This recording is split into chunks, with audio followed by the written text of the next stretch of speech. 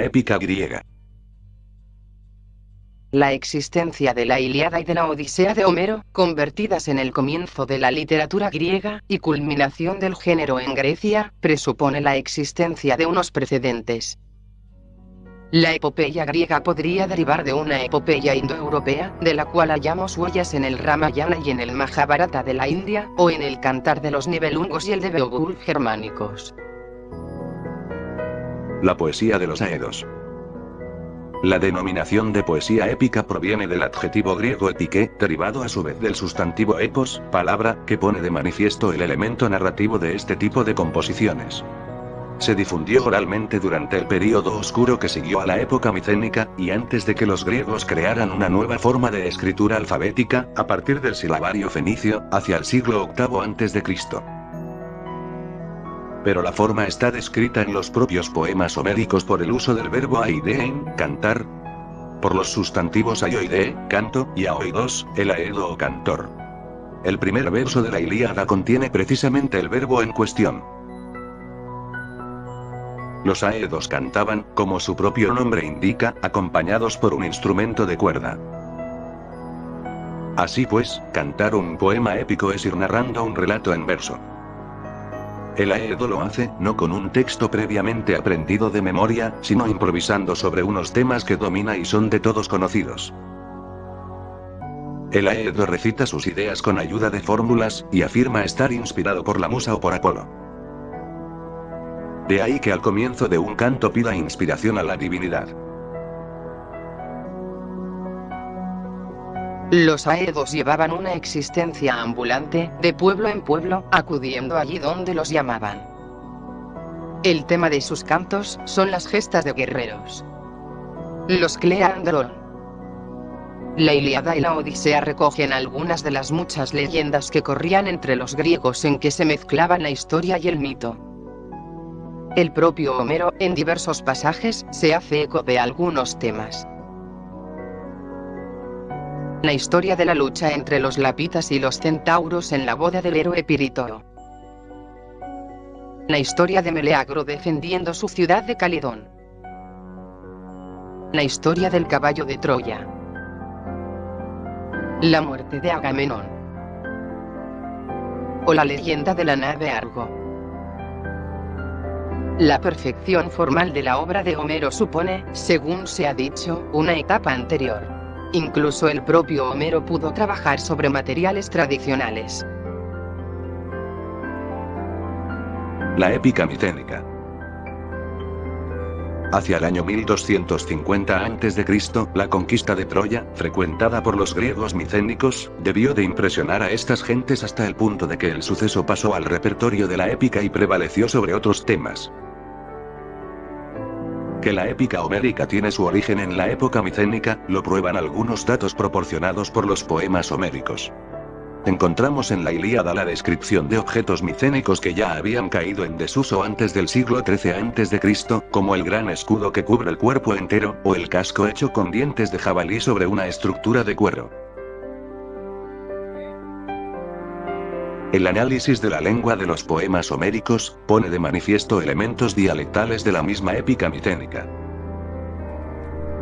La lengua de los poemas homéricos no presenta elementos dóricos, y el cuadro de Grecia que ofrecen es predorio. La organización política y social reflejada en los poemas coincide con la de la sociedad micénica.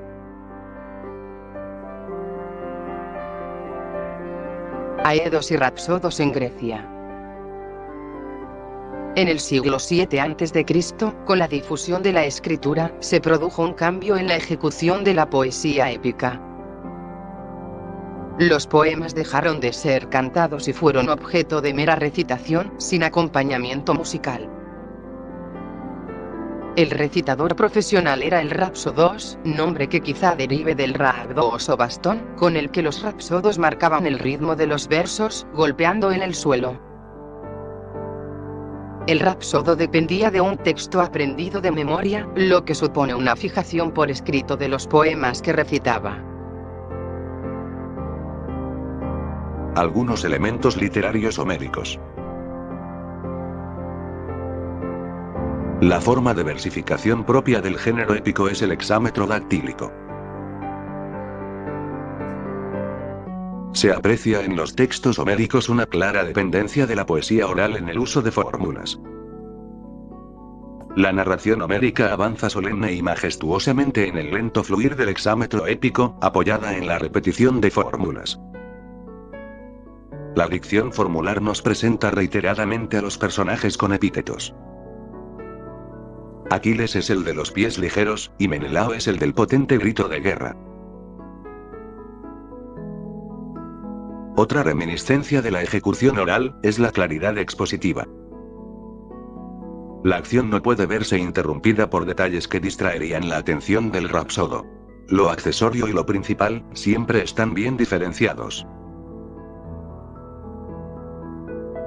Los textos homéricos mantienen una estructuración episódica.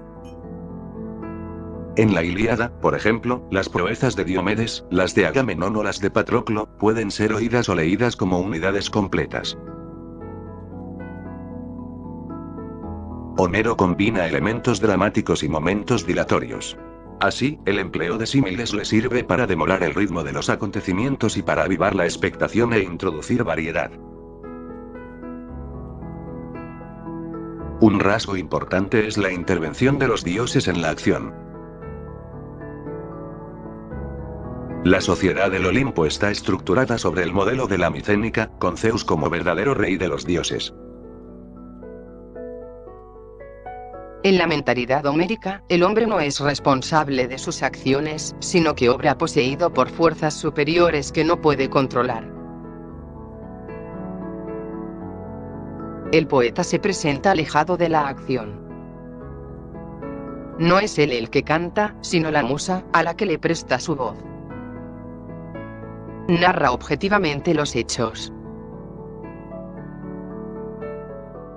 Cada poema presenta la aventura de un protagonista dentro de una acción colectiva.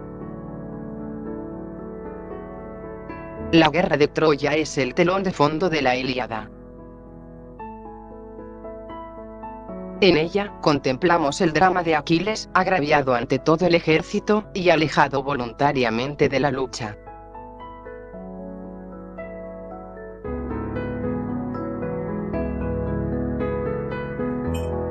El retorno de Ulises a su patria constituye el hilo conductor de la Odisea. Ulises, a través de los peligros, prefiere regresar a su isla de Ítaca, donde reconquista su trono.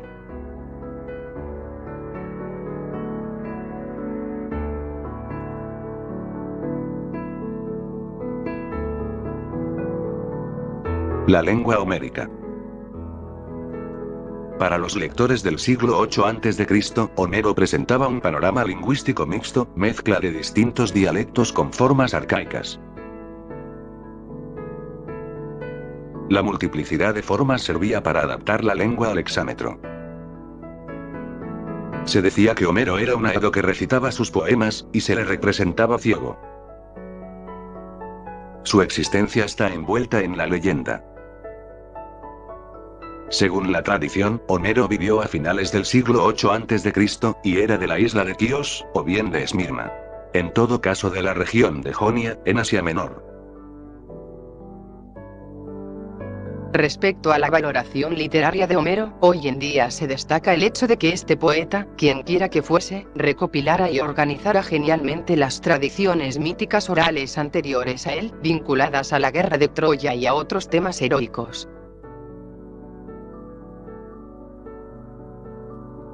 Hesíodo.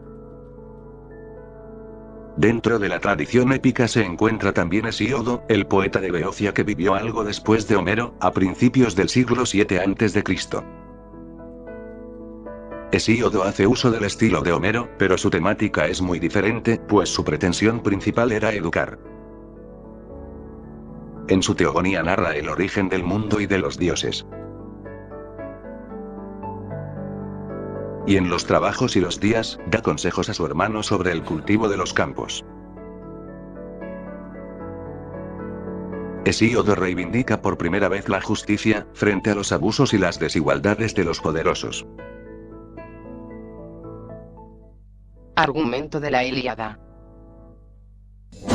En los 24 cantos que forman la Ilíada, Homero narra acontecimientos de la guerra de Troya.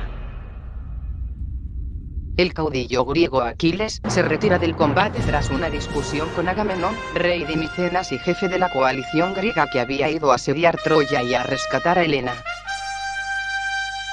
Ante las dificultades que atraviesan los griegos, Patroclo toma las armas de su amigo Aquiles. Sale a luchar y pronto muere a manos del troyano Héctor, que lo ha confundido con aquel. Entonces Aquiles decide regresar al campo de batalla para vengar la muerte de Patroclo. Combate con Héctor y lo mata.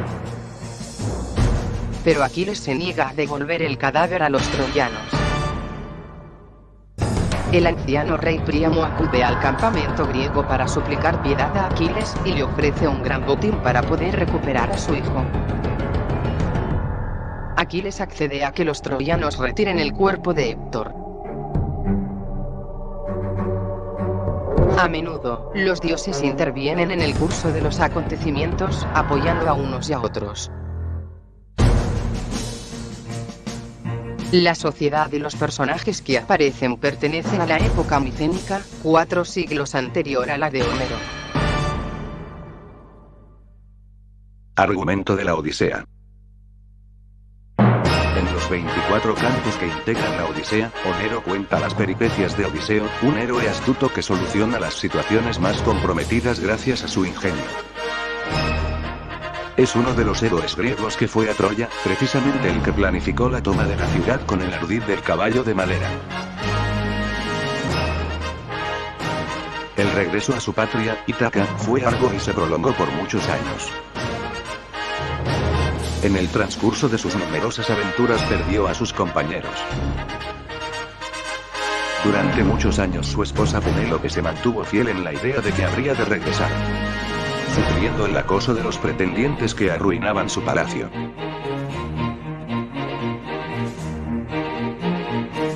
Finalmente, Odiseo logra regresar a Ítaca y, disfrazado de mendigo para no ser reconocido, vence a los pretendientes de Penélope y recupera su familia y su palacio.